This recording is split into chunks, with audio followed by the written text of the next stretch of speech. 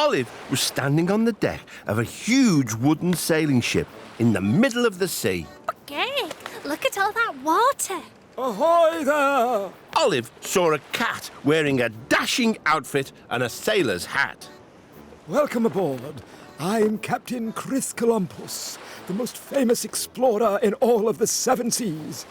Hello, my name's Olive. I've never met a famous explorer before. Olive, you don't have any food on you, do you? Me and my crew are absolutely starving. Olive turned around to see a chubby bulldog and a Jack Russell. Oh, hello. These are my trusty shipmates, Bully the cook and Master Jack Russell, the deckhand. We're really hungry. Complained Jack. I'm sorry. What happened to all your food?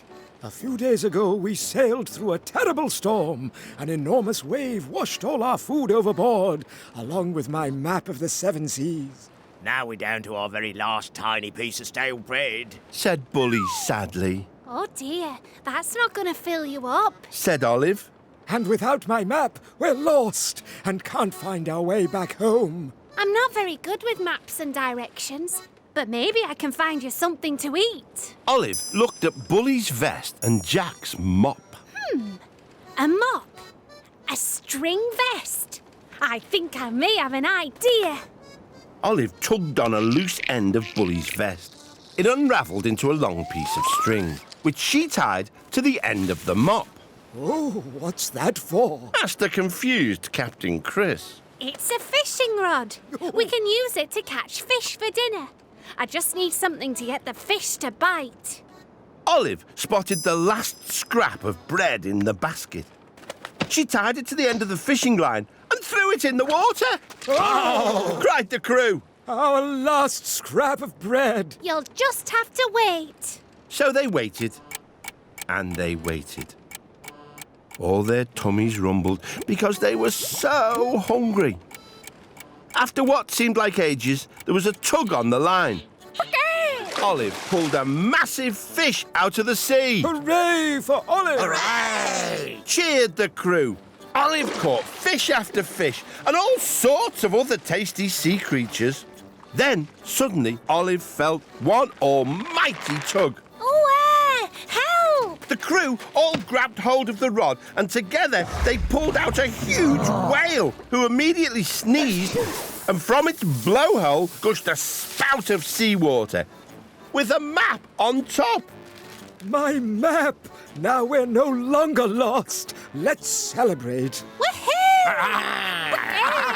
So Bully cooked the biggest fishy feast ever. They ate and ate until they could eat no more. Would you like any dessert, Olive? Jellyfish and ice cream? Oh, no, thank you. Just the thought of it makes me feel all wobbly. Everyone laughed, and as they did, Olive realised it was time to go.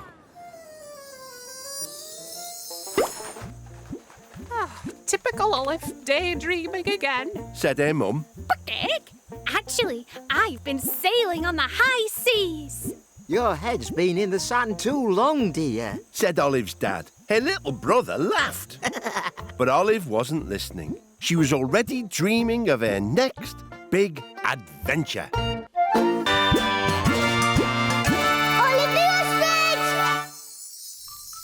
Olive was standing in the middle of a huge circus ring.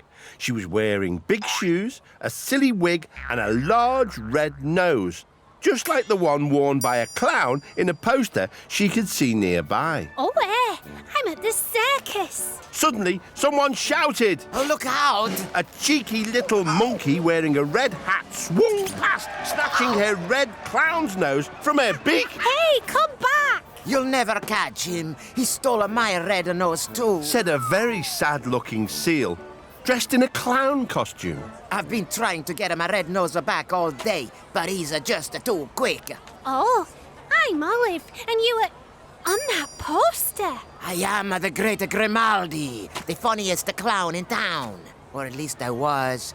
I don't feel very funny now, not without my red nose. Olive was sad to see Grimaldi so downhearted. I We'll get your red nose back for you. Then you can be the funniest clown in town again. It's not possible that a cheeky monkey is always out of reach. Olive looked up at the monkey sitting on a trapeze, high up in the roof of the circus tent.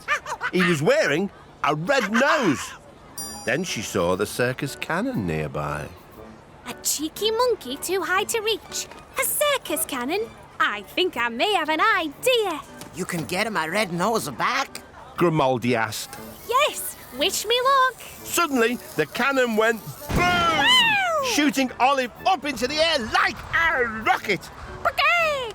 Red nose, here I come. Olive was ready to snatch the red nose back, but as she flew over, the monkey ducked, sending Olive shooting over his head and bouncing off the sides of the circus tent. Luckily for Olive, Grimaldi swung into view on another trapeze and caught hold of her just in time, much to the now watching audience's delight. Eh.